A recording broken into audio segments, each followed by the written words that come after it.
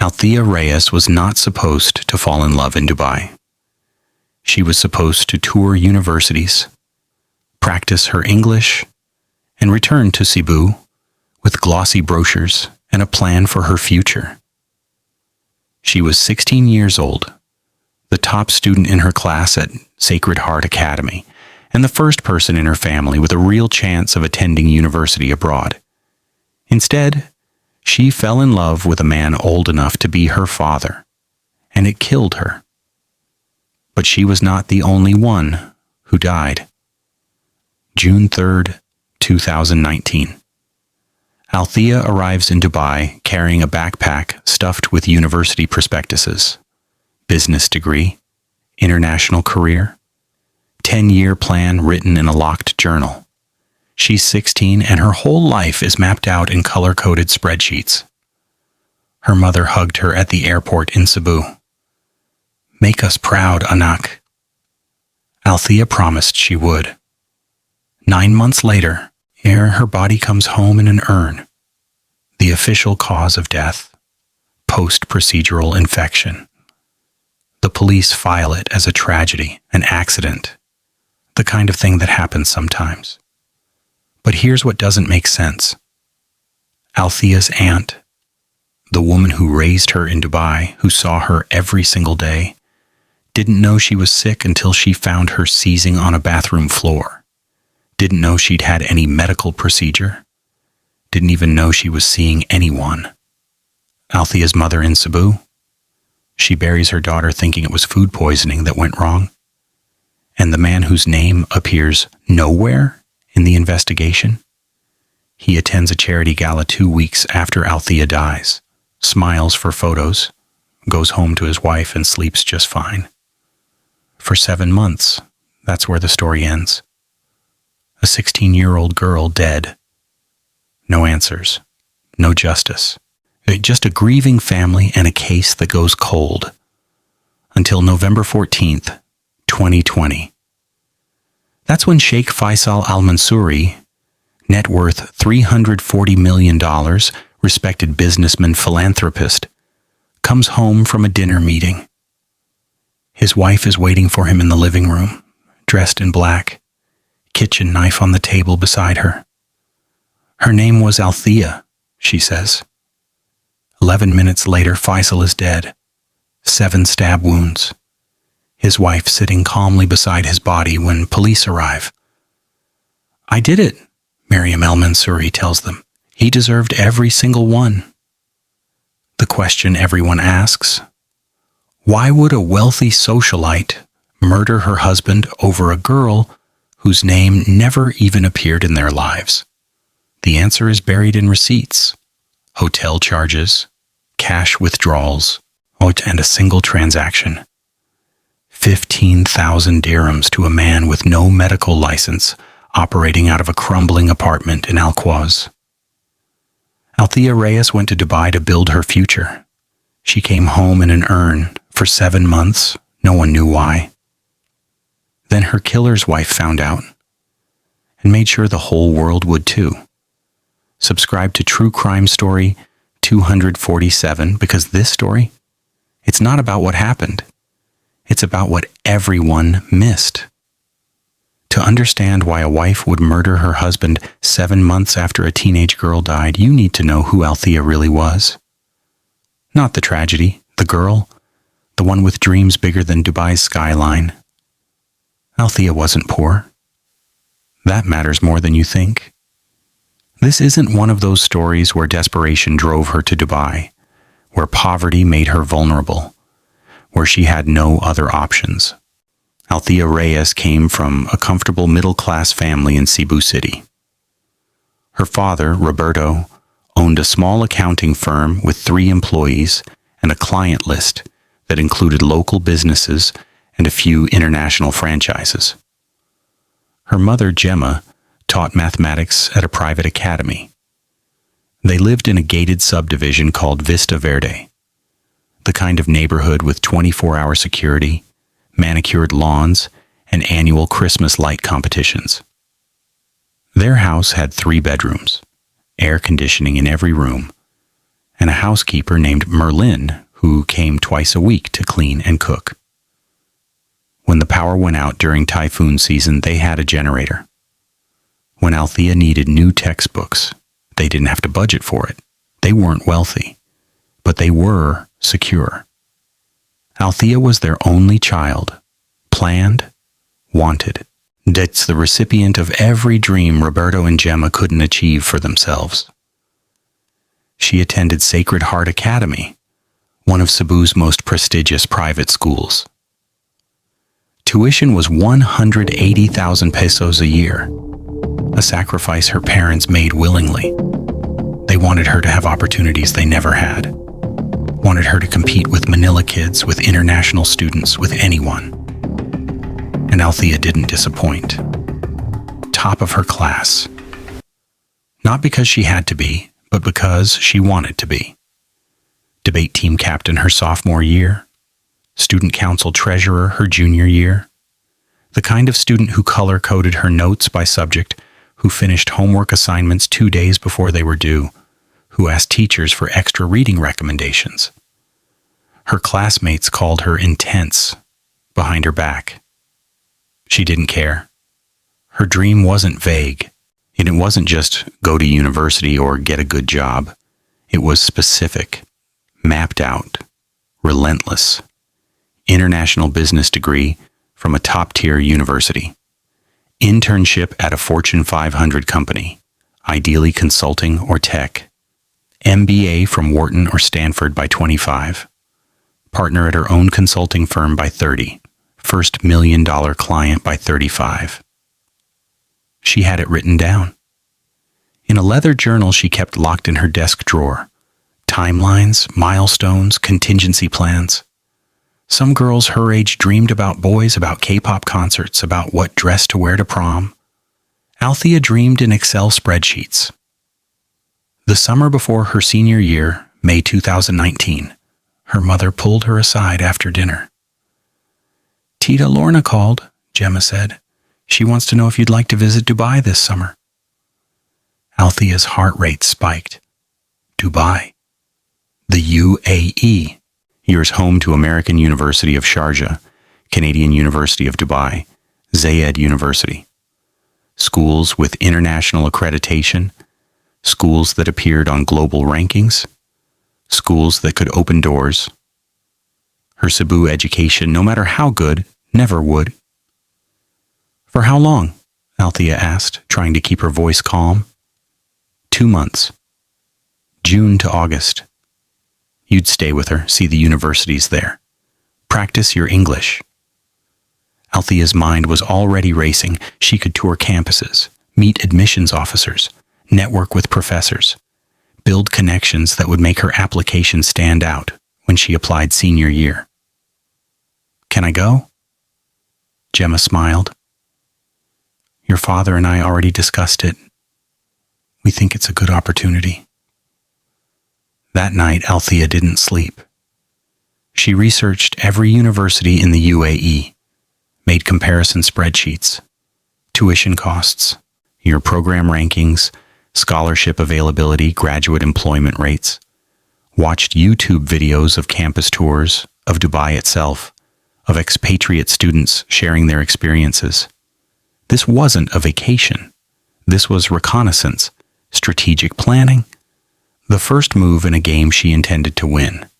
But by the time she boarded the flight on June 3, 2019, she had memorized the names of department heads at 5 universities, prepared elevator pitches for 3 different academic focuses, and packed her suitcase with business casual clothes suitable for campus tours. She was 16 years old, and she was ready. June 3, 2019. Dubai International Airport. 6:47 p.m. Tita Lorna stood at arrivals holding a handwritten sign that said Althea, even though they'd recognize each other immediately. She hugged her niece tight, held her at arm's length, and studied her. "You look so grown up now," Lorna said. "When did you get so tall?" Althea smiled. She was 5 feet 6 inches now. Had her mother's straight posture, her father's sharp features, At 16, she looked 18, carried herself like someone older. The drive from the airport to Jumeirah took 40 minutes. Althea pressed her face against the window the entire time. Glass skyscrapers that seemed to pierce the sky. The Burj Khalifa in the distance, impossibly tall. Luxury cars, Ferraris, Lamborghinis, Bentleys, weaving through traffic like it was normal. Palm trees planted in perfect geometric rows, everything gleaming, polished, new. "This is nothing," Lorna said. "Wait until you see Jumeirah." The Al Mansouri villa sat behind high walls in one of Dubai's most exclusive neighborhoods. White stone facade, manicured gardens, and a pool that looked like something from a resort. Security cameras at every angle. "They're very wealthy," Lorna explained as they pulled through the gate. "Sheikh Faisal owns construction companies, real estate, car dealerships. Very successful businessman." "Do they have kids?" 3, all grown now, married, living in their own places. It's usually just Sheikh Faisal and his wife Mariam, and the staff. Lorna's quarters were separate from the main house, a small apartment above the garage with a bedroom, bathroom, and kitchenette. Simple but comfortable. "You'll sleep here," Lorna said, showing Althea the bedroom. "The family is very generous. They've agreed to let you stay for the summer." That night, lying in bed in a room that smelled like lavender and unfamiliar detergent, Althea pulled out her journal, wrote down her goals for the next 2 months. 1. Tour at least 5 universities. 2. Meet with 3+ admissions officers. 3. Identify scholarship opportunities. 4. Perfect my English. No Tagalog unless necessary. 5. Return home with clear plan for applications. She fell asleep thinking about university brochures and scholarship essays. She didn't write. 6. Don't fall in love with a married man old enough to be your father. She didn't know she needed to. Day 3. June 6, 2019. 2:30 p.m. Althea sat by the pool reading Harvard Business Review. Not poolside romance novels, not Instagram. An actual academic journal. A case study about Porter's 5 Forces framework and its application in emerging markets. She was highlighting passages, making notes in the margins, completely absorbed. Sheikh Faisal Al Mansouri walked past on his way to the main house. He stopped, looked at what she was reading. "Porter's 5 Forces," he said. His English was perfect, accent polished by years at Oxford. Interesting choice for a 16-year-old. Althea looked up, saw a man in his early 50s, distinguished features, white Candura crisp and spotless, Patek Philippe watch catching the sunlight, the kind of presence that commanded attention without demanding it. "I'm applying to business programs," she said, trying to get ahead of the curriculum. Faisal smiled. "You're Lorna's niece. The one who wants to study at AUS. You know about that? I sit on their advisory board." He gestured at the article. "What do you think of Porter's threat of substitutes in the UAE market?" And just like that, they were talking. Not small talk about the weather, or how she liked Dubai. Real conversation.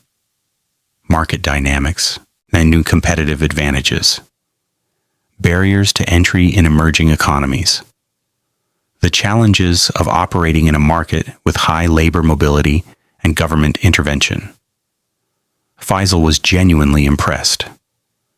Most teenagers, most adults, couldn't hold this conversation. But Althea wasn't just regurgitating textbook definitions. She was thinking, analyzing, making connections. 20 minutes passed like 5. "You know," Faisal said finally, "I have some friends at Canadian University. I could arrange a private tour, let you meet the dean of the business school." Althea's eyes lit up. "Really?" "Of course. Consider it an investment in the next generation of business leaders." He paused. "You're going to do remarkable things, Althea, I can already tell. That night, Althea texted her mother. Met someone today who can help with university tours. It thinks this trip is already worth it. What she didn't text. The way Faisal had looked at her when she explained her theory about UAE market consolidation. Like she'd said something brilliant. Like she mattered. What she didn't text. The way his hand had lingered on her shoulder when he said goodbye. Just a second too long. What she didn't text. The way her stomach had fluttered when he smiled. She told herself it was gratitude, excitement about the opportunities opening up. She told herself a lot of things in those first few weeks. None of them were true. The tours started the following week. American University of Sharjah, June 12, 2019. Faisal drove her himself. 2-hour drive from Dubai to Sharjah, the air conditioning blasting, classical music playing softly. They talked the entire way. About her goals, her fears, like what kind of career she envisioned. On campus, he introduced her to Dean Hassan Al-Khoury. They sat in an office with floor-to-ceiling windows overlooking the campus, discussing Althea's transcript, her extracurricular activities, her academic interests. You'd be very competitive for our merit scholarship program, the dean said. We value students who show both academic excellence and leadership potential. Althea felt like she was floating. After the tour, Faisal took her to lunch at a restaurant near the Corniche. Expensive, but not ostentatious. The kind of place where conversations happened over grilled fish and fresh lemon. You impressed him, Faisal said. Hassan doesn't say that lightly. I can't believe this is real. You earned it, Althea. Your intelligence, your drive, that's what opened this door. I think I just pointed you toward it. Canadian University of Dubai, June 19th, 2019. Private meeting with Dr. Margaret Chen, head of the business faculty. Faisal sat in, occasionally adding comments about Althea's remarkable analytical mind and mature understanding of complex concepts. Dr. Chen showed them the facilities.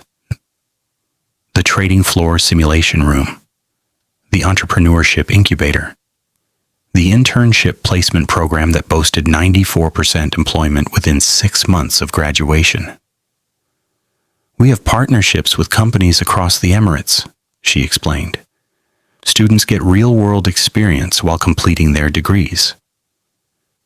Afterward, walking through the campus, Faisal put his hand on her shoulder. What do you think? I think I want this more than anything. Then let's make sure you get it. University of Dubai, June 26th, 2019. This time, then Faisal arranged for her to meet current students. 3 young women, Lebanese, Egyptian, Emirati, who talked about their experiences, their career goals, the opportunities Dubai offered. Over lunch, one of them leaned in conspiratorially. Sheikh Faisal mentored my sister when she was applying to universities. She's at McKinsey now in London. Althea felt the weight of opportunity pressing on her chest. This was real. These connections were real. Faisal wasn't just being kind. He was genuinely invested in her success. Between the tours, something else was happening. The conversations got longer, more personal. They talked about her childhood, her relationship with her parents, her fears about not being good enough. Faisal shared stories from his own university days at Oxford, the imposter syndrome, the pressure, the moment he realized he belonged. You remind me of myself at your age, he said one day. That same hunger, that refusal to accept limitations. He gave her books, The Innovator's Dilemma, Thinking Fast and Slow, The Lean Startup, each one inscribed with notes. For Althea, future CEO. For the most brilliant student I've ever met. For someone who will change the world. He invited her to business dinners. Networking opportunities, he called them. Introduced her to CEOs, investors, entrepreneurs. This is Althea Reyes. She's going to revolutionize consulting in 10 years. Remember the name? Everyone treated her like an equal, like someone important. Althea had never felt more alive. What she didn't see. The way Faisal watched her when she wasn't looking. The way his gifts were carefully calculated. The way every conversation and every introduction, every moment was designed to make her dependent on him. She thought she was building her future. She was walking into a trap. Week 4. Late June. Lorna started noticing things. Althea coming home at 8 p.m., 9 p.m., 10 p.m., always with the same explanation. University tour with Sheikh Faisal.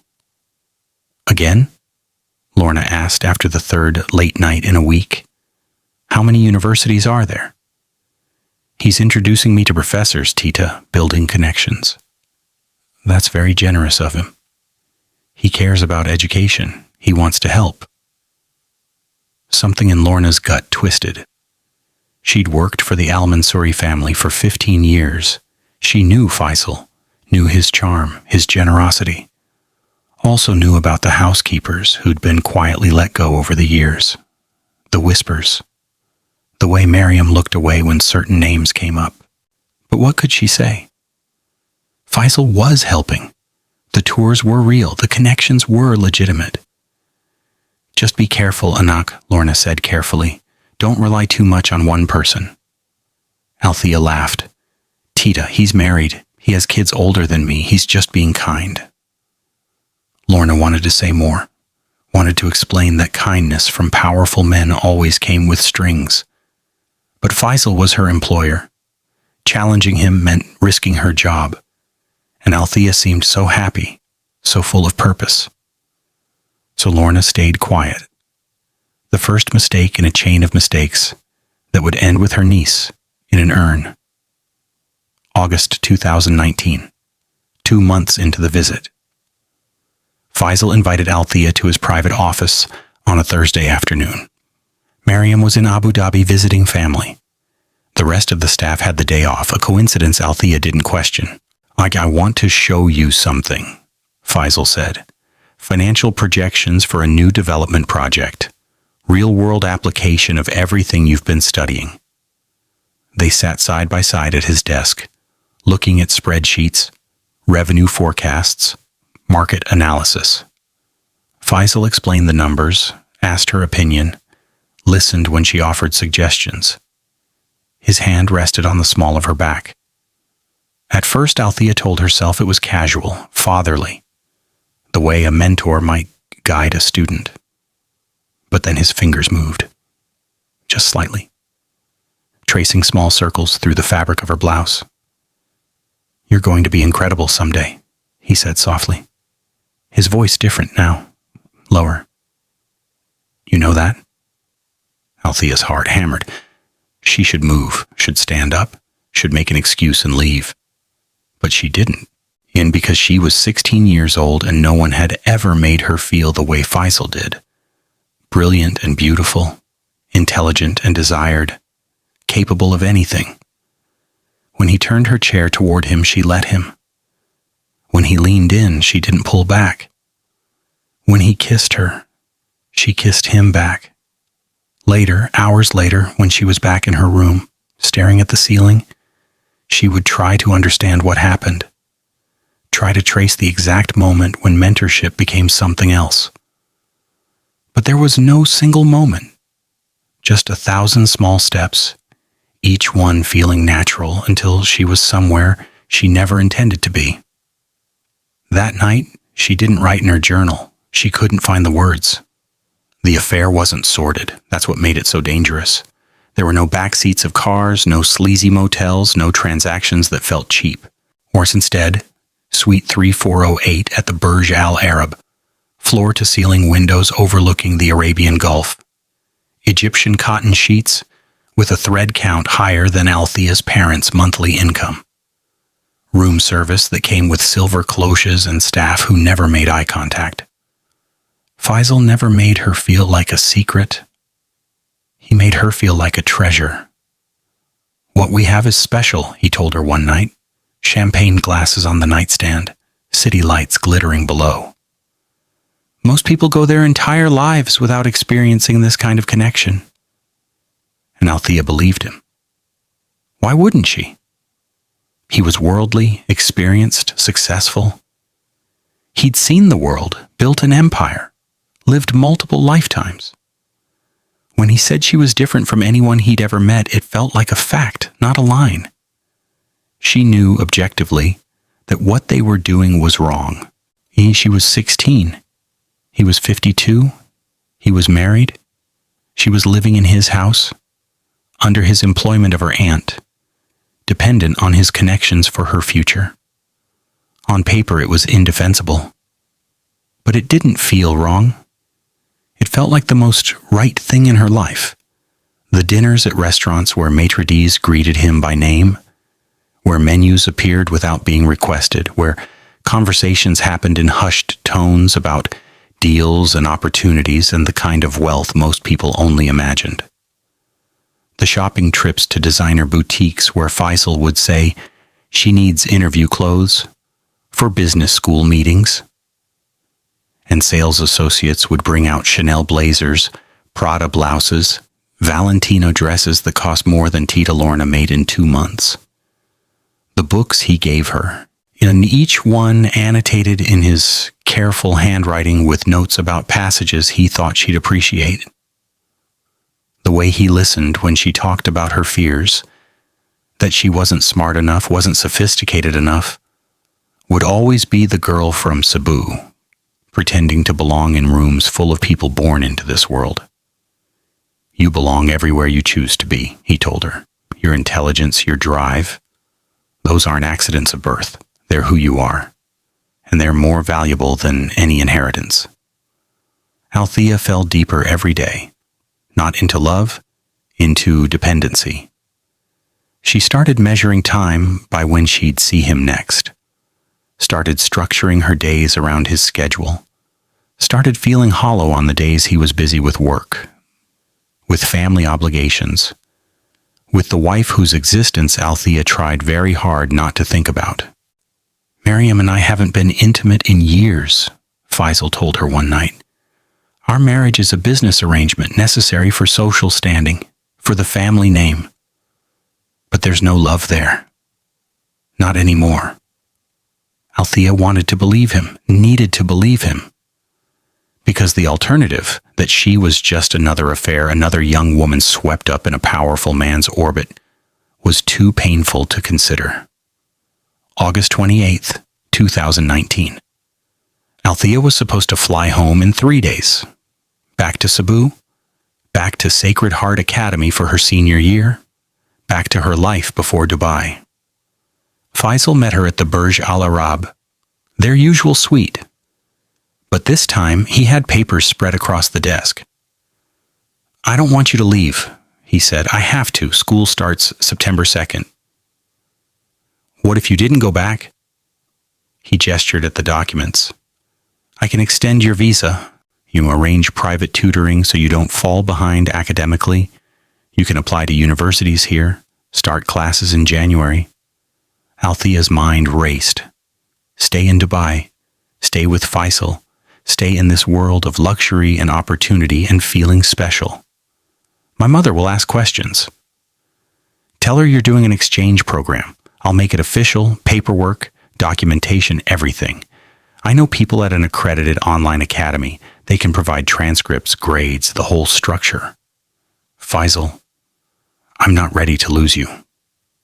His voice was raw, vulnerable in a way she'd never heard. These past 2 months have been... Althea, you've made me feel alive again. Please, stay. She should have said no. Should have recognized the manipulation. The way he was isolating her, cutting her off from family, making her dependent on him for everything. Yeah, but she was 16. And she'd never had anyone fight for her like this before. That night she called her mother. Tita Lorna found an opportunity, she lied, the words tasting like ash. An exchange program.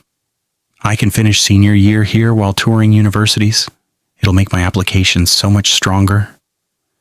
Gemma's voice was hesitant. Are you sure? That's a long time to be away. I'm sure, Mama. This is exactly what we hoped for. There was a pause. Then, okay, Anak, if this is what you want.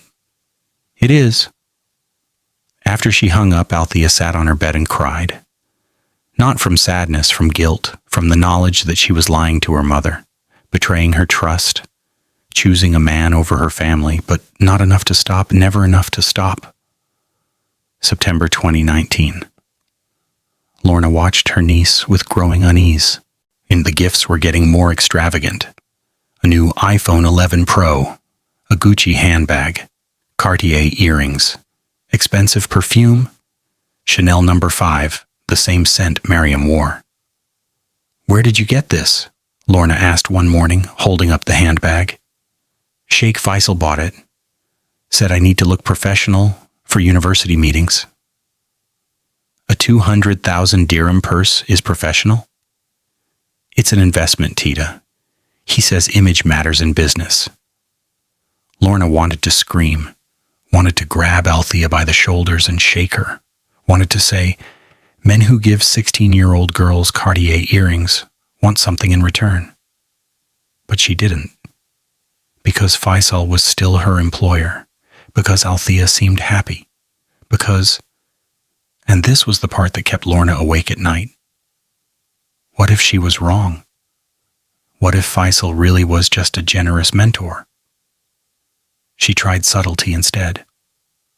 Anak, so like if someone was making you uncomfortable, if someone was pressuring you, you'd tell me, right?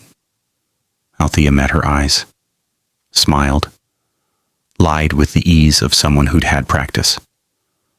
Of course, Tita, but everything's fine. Sheikh Faisal is just helping me build my future. The lies were getting smoother. October, November, December. Lorna noticed Althea coming home later, noticed the new clothes, noticed how her niece's eyes lit up whenever Faisal's name came up.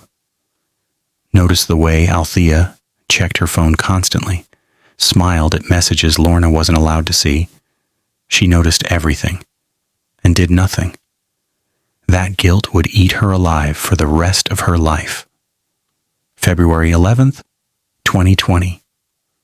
Althea stood in a pharmacy bathroom in Dara, a neighborhood where no one knew her face, staring at two pink lines. Pregnant. The word felt foreign. Impossible. She was 16 years old.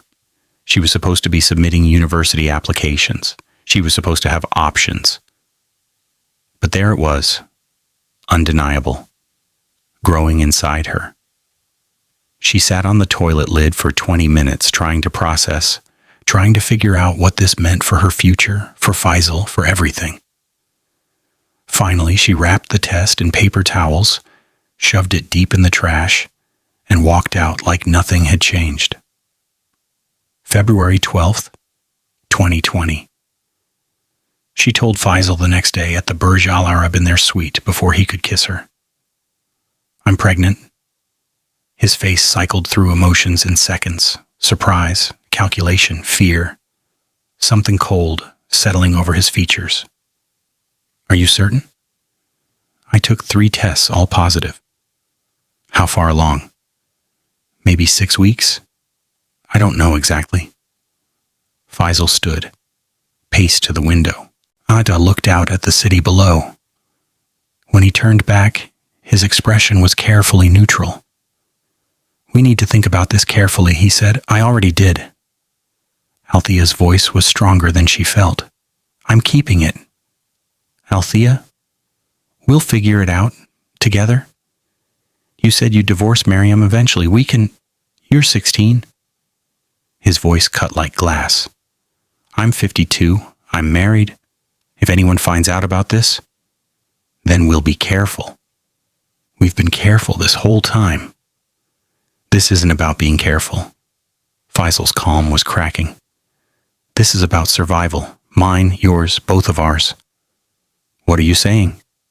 He moved closer, took her hands, his voice gentle but firm. I'm saying we need to handle this quietly, before it becomes a problem we can't fix. Althea pulled her hands away. You want me to get an abortion? It's the only way. No. Althea, listen to me. I said no. Her voice was steel. This is our child, Faisal, yours and mine. I'm not killing it to protect your reputation. For the first time since she'd met him, Faisal looked at her with something close to contempt. Then you're not thinking clearly. Faisal spent the next 3 weeks trying to change her mind. Week 1. Logic. Think about your future, university, your career, everything you've worked for. You can't do any of that with a baby. Women have children and careers all the time. Not at 16, not without support, not in a foreign country where what we did is illegal. We'll find a way. There is no way, Althea. Wake up. Week 2. Fear. In the UAE, extramarital pregnancy is a crime. We could both go to prison. You'd be deported. Your family would be destroyed. Your mother would lose everything. Is that what you want? You're trying to scare me. I'm trying to make you see reality. If this comes out, everyone loses. Your family, my family. The child would be born into scandal, shame, with no future. Is that the life you want to give it? Week 3. Manipulation. If you loved me, you'd do this. If you trusted me, you'd let me protect us both. This has nothing to do with love. It has everything to do with love. I'm trying to save us, save you. But you're so stubborn, so naive, you can't see it. Don't call me naive. Then stop acting like a child. But Althea wouldn't break. She was terrified, yes. But she was also stubborn in a way Faisal hadn't anticipated. This was her child, their child.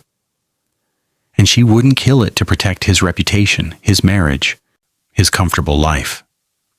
Finally, Faisal changed tactics. March 4th, 2020. I know someone, he said. His voice was different now, resigned.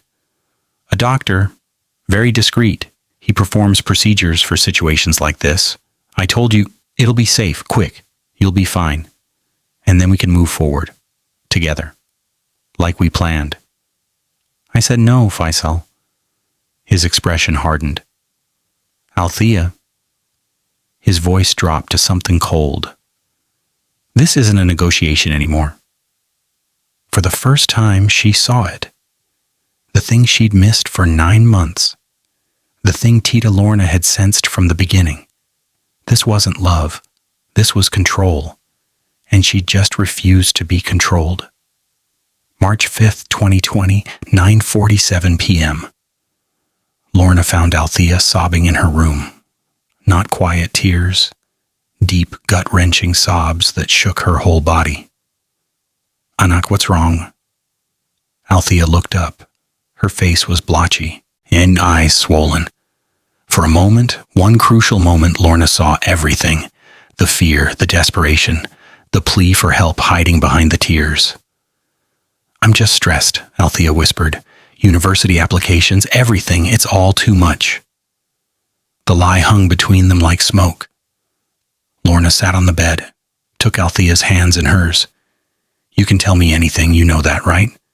Whatever it is, whatever's happening, we'll handle it together, I promise. This was it. The moment, the last chance. Althea opened her mouth, almost said it, almost told her aunt everything about Faisal, about the pregnancy, about how scared she was. But then she thought about the consequences. Tita Lorna would confront Faisal, would lose her job, would be deported, her mother would find out, would be devastated, ashamed. The family would be destroyed. And Faisal? He'd deny everything. Claim she'd seduced him. Claim she was lying. A teenage girl's word against a sheikh's. She'd be left with nothing. No support, no future. Just shame and consequences. So Althea smiled. wiped her eyes. I'm okay, Tita. Really, just tired. Too much pressure. Lorna studied her face. Didn't believe it, but didn't push. Get some rest, Anak. Things will look better in the morning. After Lorna left, Althea curled into a ball on her bed. 3 days later, she'd be dying on a bathroom floor, and Lorna would remember this moment, this final chance she didn't take, for the rest of her life. March 6th, 2020, 9:15 a.m. Faisal's car pulls up to the villa, black Mercedes S-Class. Tinted windows. The engine purrs like money. Tita Lorna is watering the garden when she sees Althea walking toward the car, moving slowly, like every step hurts. Where are you going, Anak? University tour, Althea says. Her voice is flat, rehearsed. Sheikh Faisal is taking me to Zayed University. They have a new architecture program. Architecture? I thought you were doing business. Broadening my options. The lie comes out smooth. Too smooth. Lorna frowns. You don't look well. Maybe you should rest today. I'm fine, Tita. Faisal rolls down the window, flashes his practice smile. Good morning, Lorna. Don't worry, I'll have her back by lunch. Lorna watches the car pull away. That feeling in her gut, the one that's been growing for months, twists tighter. Something is wrong, but she doesn't stop them. Inside the car, silence. Faisal drives east, away from the universities, away from the gleaming towers and manicured streets of Dubai proper, toward Al-Quaz, his industrial area. Warehouses and auto body shops and buildings that look like they're being held together by rust and prayer. Where are we going? Althea asks, her voice small. I told you to see the doctor. This isn't a hospital. He's discreet, Althea. That's the entire point. Faisal's voice is tight, irritated. You wanted this to be private. This is what private looks like. Althea's hands are shaking. Every instinct in her body is screaming to open the door, to jump out at the next red light, to run. But where would she run to? She's in a foreign country. No money of her own, no friends. Her aunt works for this man. Her visa is sponsored by him. Her entire future, the universities, the connections, everything, depends on him. She's trapped, and he knows it. The apartment building is the color of sand and despair. Your crumbling concrete, broken tiles, a stairwell that reeks of cigarettes and something else Althea can't identify. 3rd floor, apartment 3C. Faisal knocks 3 times, specific pattern. The door opens. The man standing there is Pakistani, mid-40s, with tired eyes and stained scrubs that might have been blue once. His hands are rough, nails trimmed short but not clean. This is Rashid, the doctor. She's young, Rashid says, looking at Althea but speaking to Faisal, like she's not even there. Can you do it or not? Faisal's voice is sharp, impatient. Rashid shrugs. 15,000 dirhams cash, half now, half after. Faisal pulls an envelope from his jacket, counts out bills. Doesn't even flinch at the amount. The same price as the Gucci handbag he bought Althea last month. The same price as a nice dinner. The price of erasing his mistake. Wait in the car, Rashid tells Faisal. Faisal looks at Althea. For a moment, something crosses his face. Guilt? Regret? Then it's gone. I'll be right outside, he says. Squeezes her shoulder. It'll be quick, then we can move forward. He leaves. The door closes. Althea is alone with Rashid. The apartment is one room. Kitchen table covered with plastic sheeting. Medical equipment that looks like it was stolen from a hospital 30 years ago. No sterilization unit, no proper lighting, just a single bare bulb hanging from the ceiling. The smell of bleach is overwhelming. Sit, Rashid says, pointing at the table. Althea sits. Her legs won't stop shaking. Rashid hands her a pill, small, white. No label. What is it? Starts the process, softens the cervix, makes tomorrow easier. Tomorrow? You come back tomorrow, finish the procedure. It's 2 visits, 15,000 dirhams. Althea stares at the pill. This is it. The moment where she can still say no, still walk out, still choose differently. But Faisal's voice echoes in her head. This is the only way, we have no choice. She swallows the pill. Within an hour, the cramping starts. By the time Faisal drops her back at the villa, Althea can barely walk straight. The pain in her abdomen is sharp, relentless, like something inside her is tearing itself apart. Food poisoning, she tells Tita Lorna when her aunt finds her curled up on the bed. I'll be fine. Lorna brings water, crackers, asks if she needs a doctor. No, Althea whispers. Just need to sleep.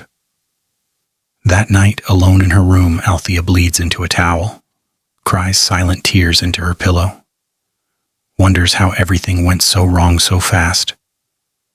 3 months ago, she was reading business journals by the pool, dreaming about university.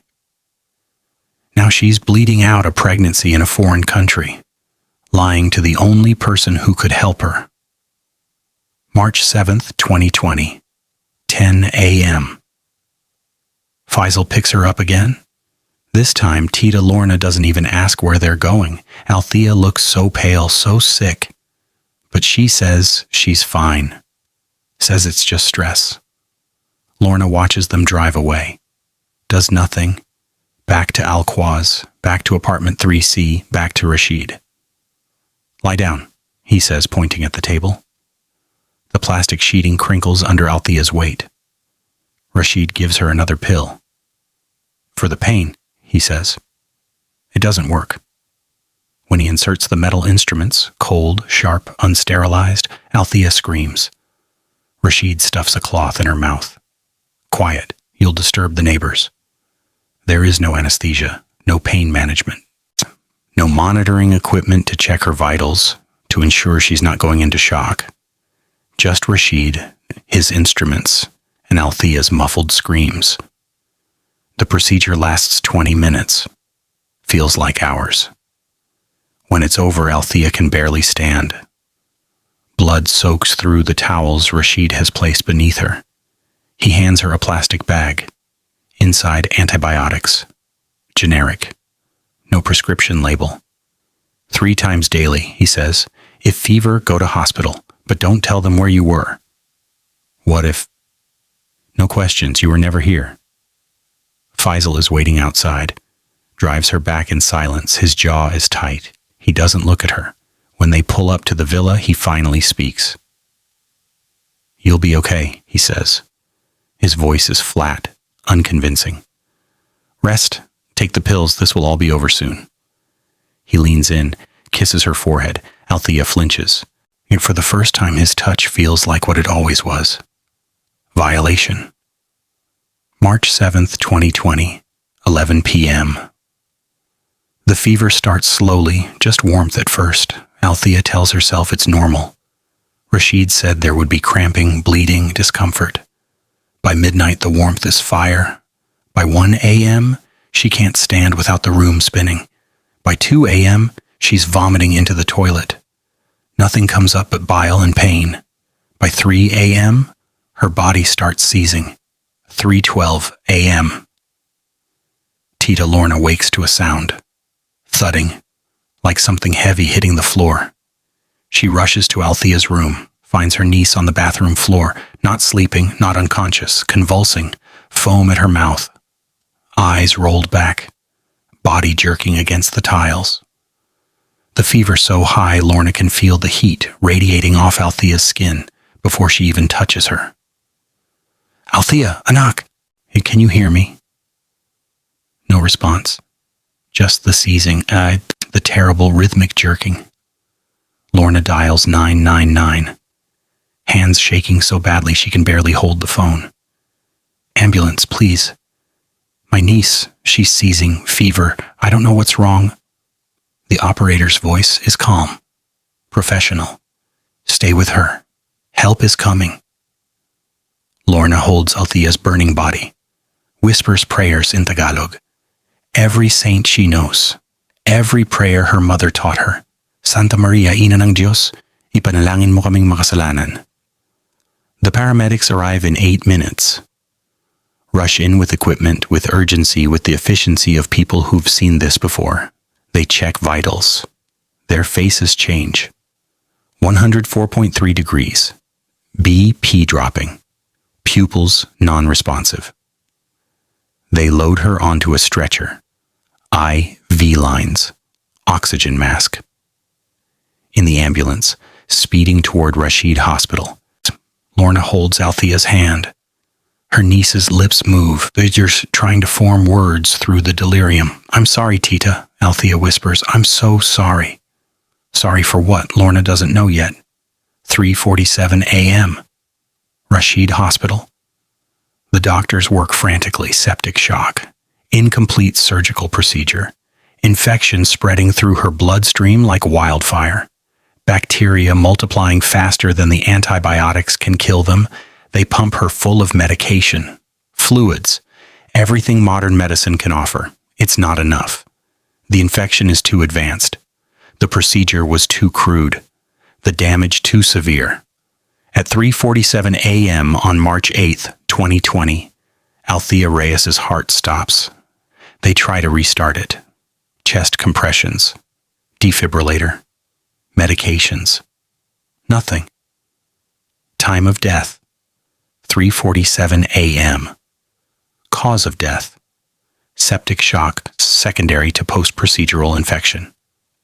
She was 16 years old, the same girl who arrived in Dubai 9 months ago with university brochures and a 10-year plan. The girl who was supposed to go home in 2 weeks. The girl Lorna promised her sister she'd keep safe. The doctors pull Lorna aside, explain what they found. Incomplete abortion, performed by someone with no medical license, in conditions with no sterilization.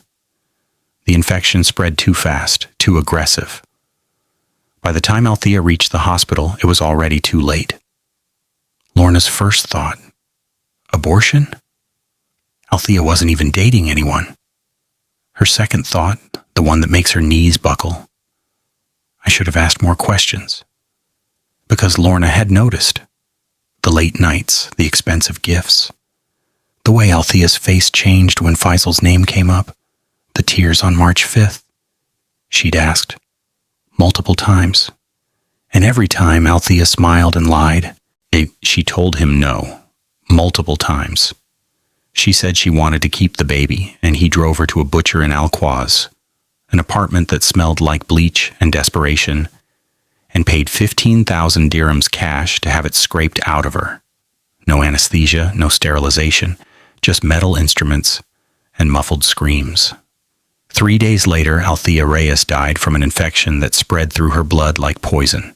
She was 16, subscribed to True Crime Story, 247, because what happened next? It's the only justice she ever got. Transition. The official report said post-procedural infection. Dubai police opened an investigation, but Faisal al-Mansouri's name never appeared in the file. Althea was cremated, sent home to Cebu in an urn. Her mother buried her without knowing the truth, and it would have stayed buried. Except someone found the receipts. March 9th, 2020. Dubai police arrive at the villa. Standard procedure for any suspicious death. They question Tita Lorna in the living room. She sits in the same chair where Althea used to do homework, where they'd eat breakfast together, where everything was still normal. When did you first notice she was ill? The night of March 6th, she said it was food poisoning. Did she mention any medical procedures, any visits to doctors? No, nothing. Was she seeing anyone, a boyfriend? Lorna hesitates, thinks about the expensive gifts, the late nights, the way Faisal looked at Althea. But what can she say? She has no proof. No evidence, just suspicion. No, she says finally, she wasn't dating anyone that I knew of. The truth. Lorna genuinely didn't know. The police review medical records from Rashid Hospital. Each find clear evidence of an illegal abortion. Incomplete, performed without proper medical credentials, resulting in catastrophic infection. But no clues about where it was performed, no name, no address, nothing. The case stalls. Faisal watches from a distance, maintains his normal routine like nothing happened. March 22nd, 2020.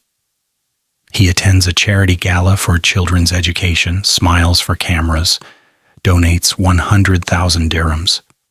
The headlines praise his generosity. At night, he sleeps fine. He's convinced himself he did what he had to do. That Althea's death was a tragic complication, not his fault. That infections can happen anywhere, even in legitimate hospitals. That he gave her the best option available under the circumstances. He tells himself these things until he believes them. Cebu, March 15th, 2020. Gemma Reyes receives a call from her sister. Althea's gone. 3 words that shatter a life. The body is cremated in Dubai. UAE law requires it for deaths involving infectious disease. Gemma doesn't get to see her daughter one last time. Doesn't get to hold her. Doesn't get a final goodbye. Just ashes in a wooden urn, shipped home like cargo. The funeral is small. Sacred Heart Academy sends an enormous wreath of white flowers. Althea's debate team shows up in matching black dresses crying for their captain. Her teachers speak about wasted potential, about a brilliant mind extinguished too soon. Nobody knows the real story. The official explanation: severe infection, complications from a medical procedure, tragic accident. Gemma accepts this because she has no reason not to. Because Althea was supposed to be safe in Dubai. He says because Tita Lorna was watching her. Because bad things aren't supposed to happen to good girls who do everything right. She keeps Althea's journal, the one with the 10-year plan written in her daughter's precise handwriting. Graduate top of class, international business degree, Fortune 500 internship, own consulting firm by 30. On bad days, and there are many bad days, Gemma opens the journal, reads the plans, imagines the life Althea should have had. The daughter who should have graduated, should have gotten that scholarship, should have built that consulting firm, should have gotten married, had children, grown old, should have lived. Lorna can't stop replaying the moments, the expensive iPhone, the Gucci handbag, the Cartier earrings, the perfume that cost more than her monthly salary. Where did you get this? Sheikh Faisal bought it for university meetings. Why didn't she push harder? The late nights. Coming home at 9 p.m., 10 p.m., sometimes later. University tour with Sheikh Faisal. Why didn't she demand details? Names of professors? Which campus? March 5th. Althea sobbing in her room. You can tell me anything, Anak, whatever it is. I'm just stressed about applications. Why didn't she demand the truth? Why didn't she push past the lies? May 2020. Lorna quits working for the Al-Mansouri family. Can't stand being in that house anymore. Can't stand seeing Faisal at breakfast, asking how she's doing, expressing sympathy for her loss. Althea was a bright girl, he says one morning. Such a tragedy. Lorna wants to scream, wants to grab him by his pristine kandura and demand answers. But what would she accuse him of? She has no proof, just suspicion eating her alive. She moves to Abu Dhabi, finds work with another family, sends money home to Gemma every month. More than she can afford, really. Guilt money, penance for the niece she failed to protect. At night, she dreams about March 5th, about Althea crying, about the moment she could have demanded the truth, could have saved her. She wakes up sweating, reaches for her rosary, prays for forgiveness she doesn't deserve. October 18th, 2020. 7 months after Althea's death. Mariam Al-Mansouri is reorganizing Faisal's home office. He's in Abu Dhabi for a business conference. She has the house to herself. She's not snooping, not looking for anything specific, just tidying, creating order. That's when she finds the folder, hidden in the back of a desk drawer, under old contracts and forgotten paperwork. Inside, receipts. Burj Al Arab, 47,000 dirhams. September 2019. Cartier, 23,500 dirhams. October 2019. Gucci, 18,200 dirhams. October 2019. Another Burj Al Arab charge, 51,000 dirhams. November 2019. The dates match up with times Faisal claimed to be in business meetings, entertaining clients, working late. Mariam's stomach tightens. She keeps digging. A student sponsorship payment, 25,000 dirhams, to a program she's never heard of. No legitimate paperwork. And then, the smoking gun. Cash withdrawal, 15,000 dirhams. March 6th, 2020. The calendar entry for that day. Business meeting Al-Quaz. Mariam stares at the date. March 6th. 2 days before that Filipino girl died.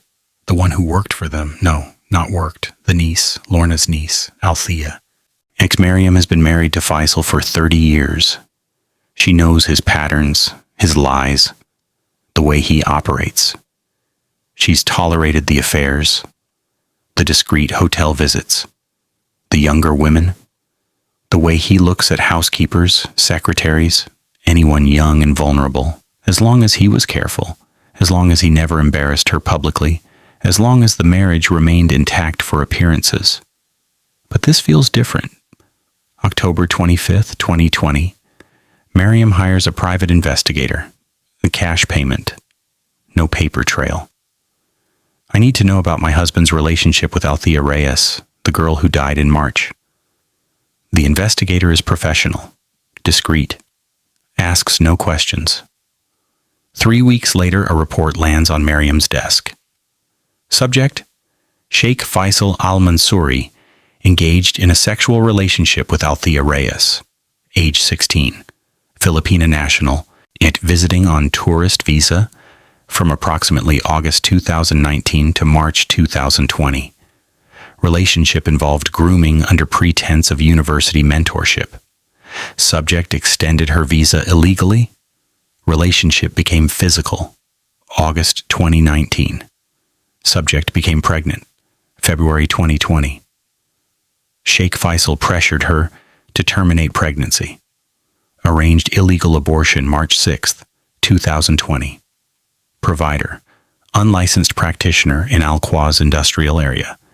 Payment: 15,000 dirhams cash. Althea Reyes died March 8th, 2020, 3:47 a.m. Rashid Hospital. Cause: septic shock from incomplete surgical procedure. Dubai police investigation inconclusive. No charges filed. Case remains open but inactive. Mariam reads it once, then again, then a third time. Not heartbreak. She stopped loving Faisal years ago, not betrayal. She expected affairs. Rage, pure, incandescent rage. Mariam sits in her bedroom for 3 hours, reading the report, thinking. Faisal groomed a 16-year-old girl, used his wealth, his power, his connections to manipulate her, got her pregnant, paid to have it handled. And when the procedure killed her, he covered it up.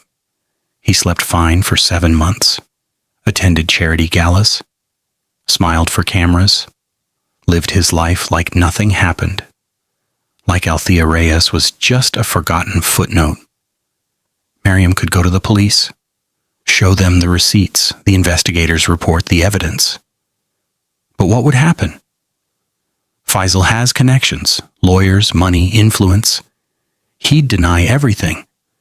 Claim the relationship was consensual, claim Althea was older than she looked, claim he had no idea she'd undergone any procedure. And Miriam? She'd be the scorned wife. Vindictive. Jealous.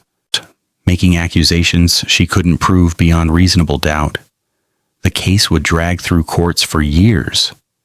Maybe he'd face consequences. Maybe not. Probably not. The system won't give Miriam what she needs, so she'll take it herself. November 2020.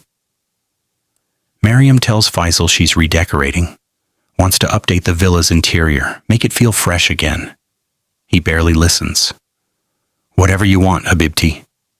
She hires contractors, creates controlled chaos, plastic sheeting everywhere, drop cloths, painters moving through rooms. Plausible reason for mess, for disorder, for things being out of place. She purchases a knife, high-quality German steel from a specialty kitchen store. The kind of blade that stays sharp, that cuts clean. She keeps it in her private dressing room, being hidden behind designer handbags Faisal bought her over the years, with money that probably came from the same accounts that paid for Althea's hotel rooms. She studies Faisal's schedule, learns his patterns, knows he has a business dinner November 14th. Will come home around 11:30 p.m. Staff dismissed for the evening. She practices in her mind. The approach, the words, the strike. How many times? Where to aim for maximum impact? This isn't rage anymore. This is surgery. Precise, calculated, inevitable. 7 months. That's how long Faisal al-Mansouri slept peacefully after Althea died. 7 months of charity galas and business meetings and living like nothing happened. Like a 16-year-old girl wasn't buried because of him. But Miriam remembered. And on November 14th, 2020, she stopped waiting for justice. She became it. Unsubscribe to True Crime Story 247. What happens next is the only thing that made any of this matter. 11:47 p.m. Jumeirah Villa. Miriam al-Mansouri sits in the living room, lights off, dressed in black. The German kitchen knife rests on the table beside her. She's been holding it for the past hour, feeling the weight, the balance. It's heavier than she expected. Colder. She hears his car pull into the driveway. The familiar purr of the Mercedes engine. The beep as he locks it. Keys jingling at the front door. Miriam's heart is steady. No racing pulse, no trembling hands. Just cold clarity. Faisal walks in, loosens his tie. He's humming something under his breath. A song from the business dinner, probably. He's in a good mood. He walks into the living room. Stops when he sees her. Miriam. His voice is confused, not alarmed. Not yet. Why are you sitting in the dark? She doesn't answer immediately. Just looks at him. Really looks at him. This man she's been married to for 30 years.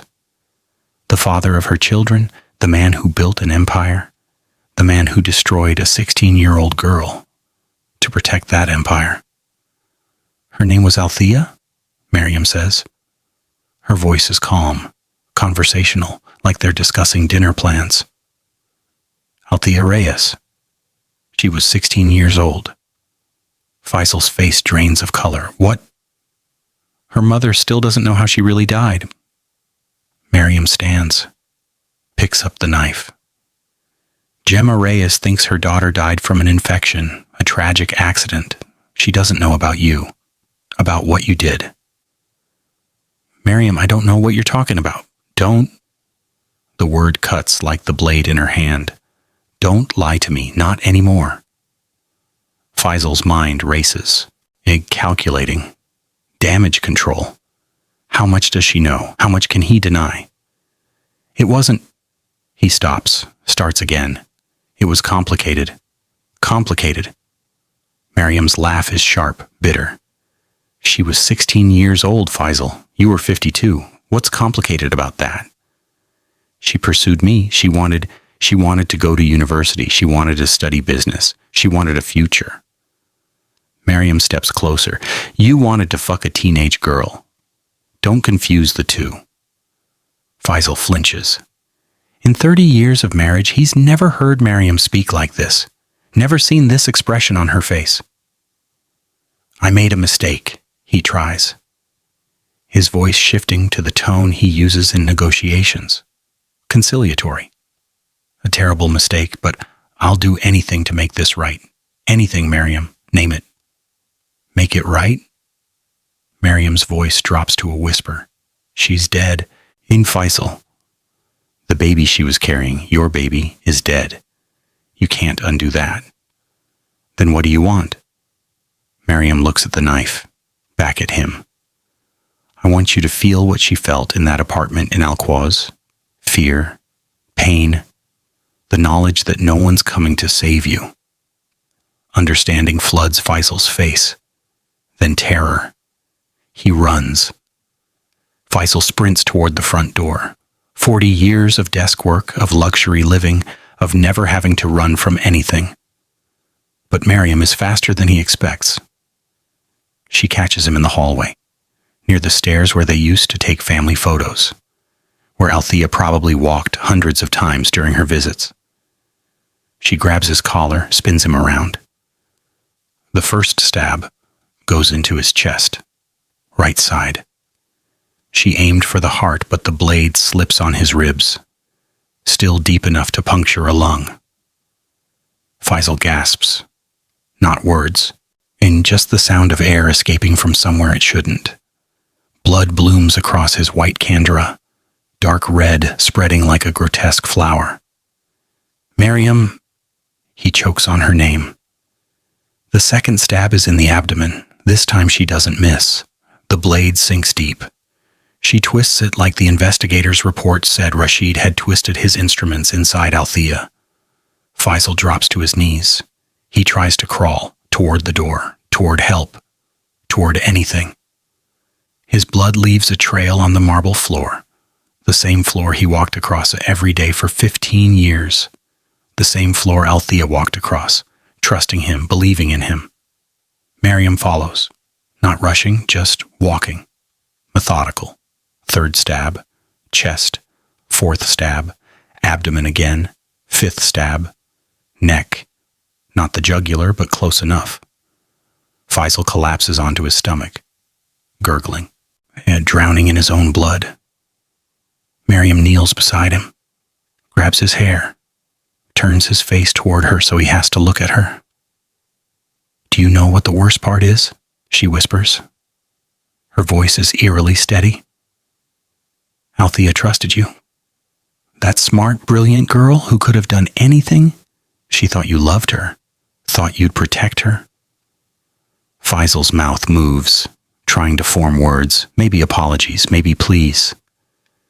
And you took her to a butcher in Al-Quoz, paid 15,000 dirhams, the same price as that handbag you bought me for our anniversary, to scrape your child out of her body. No anesthesia, no sterilization, just pain. Blood bubbles from Faisal's lips. She died 3 days later, alone in a hospital, thinking she'd done something wrong, that it was her fault. Miriam's grip tightens on his hair, but she didn't do anything wrong, Faisal. You did. You destroyed her. You destroyed her family. You destroyed the future she could have had, all to protect your reputation, your comfort, your life. She raises the knife one more time, and now you get to feel it. The sixth stab goes into his throat, deeper this time. Blood sprays across Miriam's face, her clothes, the marble floor.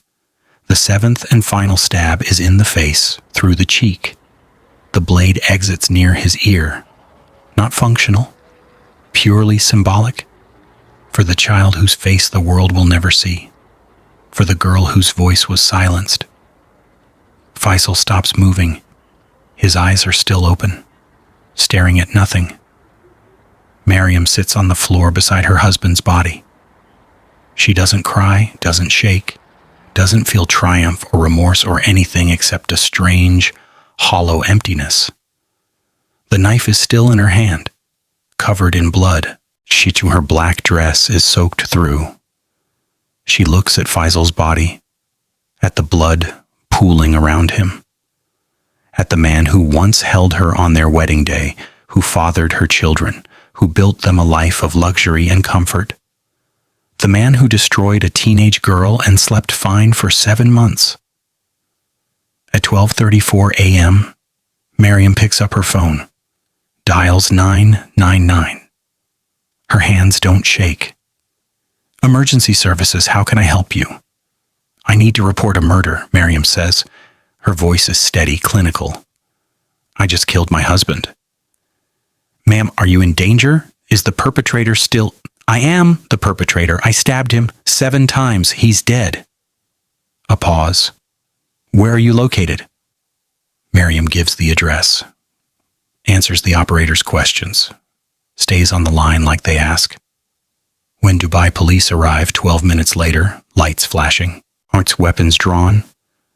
They find her sitting exactly where she made the call, knife on the floor beside her, hands covered in blood. Faisal's body growing cold on the marble. "I did it," she tells them before they can ask. "All of it. And he deserved every single stab."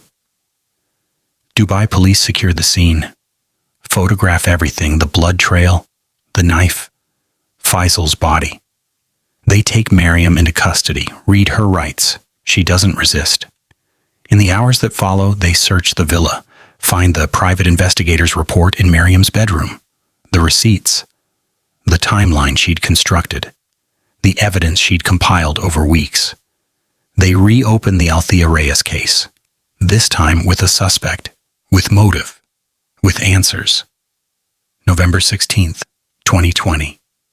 Police raid the apartment in Al Quoz, find Rashid still operating and still performing illegal procedures on desperate women who couldn't access legitimate health care. He's arrested within 72 hours of Faisal's death, confesses immediately, illegal medical practice, performing abortion on a minor, involuntary manslaughter. He names Faisal, describes the procedure, the cash payment, everything. The story explodes. Dubai Sheikh killed by wife after teen's death from illegal abortion. International media descends. CNN, BBC, Al Jazeera, Filipino news networks. Everyone wants the story. The villa becomes a circus of cameras and reporters. Miriam Al-Mansouri is charged with premeditated first-degree murder. In the UAE, this carries the death penalty. Her defense team, expensive lawyers paid for with Faisal's money, argues temporary insanity. The discovery of her husband's crime, the knowledge of what he did to a child, drove her beyond the breaking point. She's not a monster, her lawyer tells the court. She's a woman who discovered her husband caused the death of a 16-year-old girl and her unborn grandchild. Any reasonable person would break under that weight. The prosecution argues she had 7 months. 7 months to go to the police, to report Faisal, to let the justice system work. She chose vigilante justice, they say. She chose murder, and murder is murder regardless of motive. The courtroom is packed every single day. International media, women's rights activists, Filipino community members holding signs, "Justice for Althea." The testimonies are devastating. Tita Lorna takes the stand, describes finding Althea seizing on the bathroom floor, holding her burning body in the ambulance, Sechi watching her die without knowing why. "I failed her," she says, crying. "I saw the signs. I knew something was wrong, but I didn't push hard enough." Gemma Reyes flies from Cebu, learns the full truth in court, how her daughter really died, what Faisal did to her. She collapses on the stand, has to be helped from the courtroom. Medical experts detail the botched procedure, what Rashid did to Althea, how the infection spread, how she suffered in those final days. Rashid himself, already sentenced separately to 10 years, describes the apartment, the instruments, the cash Faisal paid, Althea's screams, The jury deliberates for 6 hours. Verdict: guilty of premeditated murder, but they recommend against the death penalty, citing mitigating circumstances, the nature of Faisal's crimes, Miriam's clean record, meaning the impossibility of the situation she faced. Sentence: 15 years in prison followed by deportation to Jordan. Miriam shows no emotion when the verdict is read, just nods once. Rashid: 10 years for involuntary manslaughter and practicing medicine without a license. The Al-Quaz apartment is shut down. Police find evidence of other procedures, other women, other complications. He'll serve his full sentence in Dubai Central Prison. Release date: 2030. Then deportation to Pakistan. Gemma Reyes files civil lawsuit against the Al-Mansouri estate, seeks 10 million dirhams in damages. For her daughter, for the grandchild she never met, court awards her 5 million dirhams. Blood money, she donates half to Filipino workers' rights organizations in the UAE. He uses the rest to establish the Althea Reyes Memorial Scholarship, helping Filipino girls pursue international education safely. It doesn't bring Althea back, but it means her name will live on. Tita Lorna returns to the Philippines in 2021. Never works as a domestic helper again. Can't. The guilt is too heavy. She volunteers at a women's shelter in Cebu, helps other young women recognize warning signs, speaks about what she missed. She still dreams about March 5th, about Althea crying, about the moment she could have saved her. Miriam Al-Mansouri, released in 2025 after serving 8 years. Good behavior, deported to Jordan, lives quietly with extended family, refuses all interview requests, has never spoken publicly about what she did. Gemma Reyes keeps Althea's journal on her bedside table, the one with the 10-year plan. Orm reads it on her daughter's birthday, on the anniversary of her death, on the days when grief feels too heavy to carry. The Al-Mansouri children, Faisal's 3 adult children from his first marriage, distanced themselves from the scandal, changed their surnames, refused to speak about their father. One moved to Europe, one to Canada, one to Malaysia. The family name is destroyed. Althea Reyes, buried in a cemetery in Cebu overlooking the sea. Her headstone reads, "Beloved daughter, brilliant mind, gone too soon." She was 16 years old.